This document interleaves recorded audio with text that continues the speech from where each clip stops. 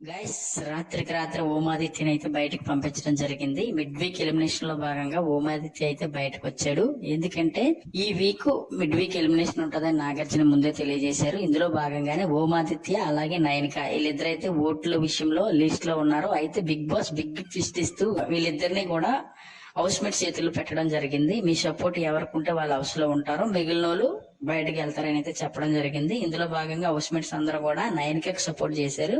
ఇక ఓమాదిత్యని అయితే మాత్రం మిడ్ వీక్ ఎలిమినేషన్ లో భాగంగా బయటకు పంపించారు. కారు వెళ్తుంది చూడండి. కార్ లో ఓమాదిత్య అయితే బయటకు వచ్చేసారు ఆల్రెడీ.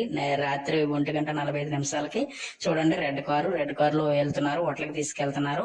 అయితే ఈయన ఎలిమినేట్ అయినట్టు ఈ రోజు చూపిస్తారా, రేపు చూపిస్తారా, లేకపోతే సాటర్డే వరకు ఆగుతారా అనేది అయితే మనం చూడాలి.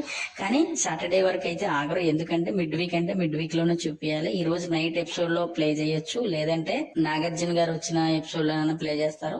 కాకపోతే లైవ్ లో ఇతను లేకపోతే ఎలిమినేట్ అయిన సంగతి తెలిసిపోద్ది కాబట్టి సో ఈ రోజు చూపించవచ్చు, లేదంటే రేపైనా చూపించవచ్చు.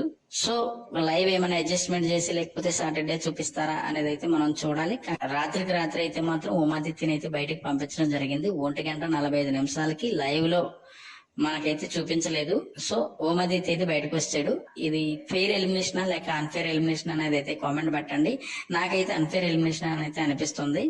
సో మీరేమనుకుంటున్నారని అయితే కామెంట్ పెట్టండి.